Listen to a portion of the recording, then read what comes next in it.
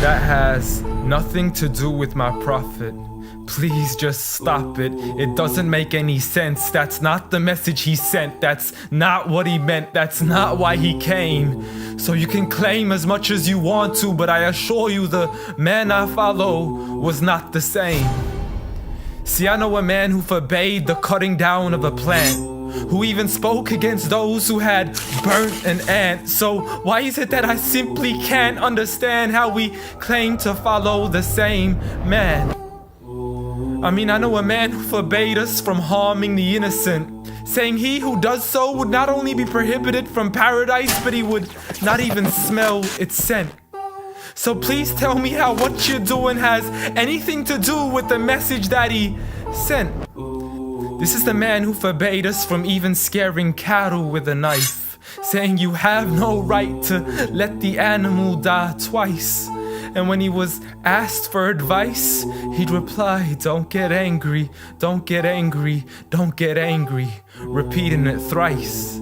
See, I know a man who called to patience first, even to those who had treated him the worst. And when he was asked to invoke Allah's wrath, he said, I was not sent to curse, but rather as a mercy to the earth. Matter of fact, the entire universe, meaning everything that was made. See, this is a man whom the clouds would rush to shade, a man to whom the trees would sway and the birds would flock to seek his aid. For they knew he was a man of justice, a man who would never betray, a man who could be trusted even by those who had wanted him slain. See, Anas bin Malik served him for 10 years and not once had he heard him complain.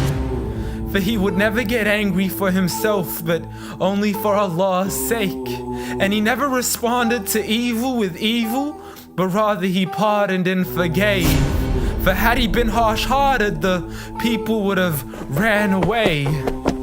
So what is it that we still don't understand when we claim to follow Islam, yet we fail to follow this man? I mean, I know a man who was so caring and compassionate, who said that there is a reward in serving all things that are animate.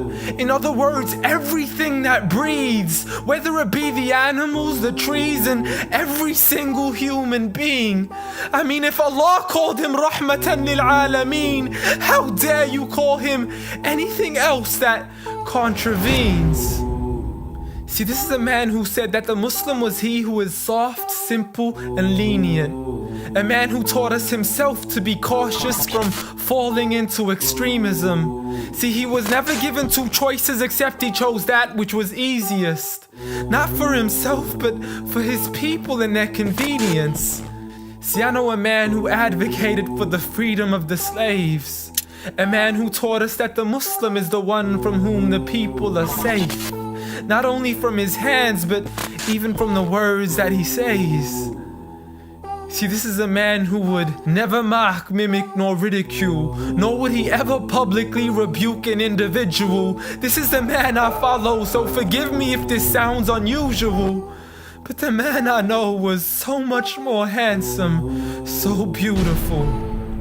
A man who taught kindness to the neighbors, who taught us to serve others without expecting back any favors, to spread peace to those we know and even to the strangers, to walk with humility and to simply ignore the haters.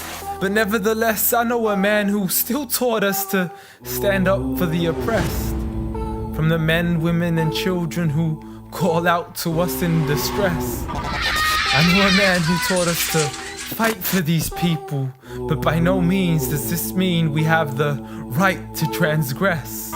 For those who oppress have nothing to do with his name. So you can say what you wish to say and continue to defame his name, but at the end of the day, I assure you, the man I follow was not the same. Muhammad sallallahu alayhi wa sallam.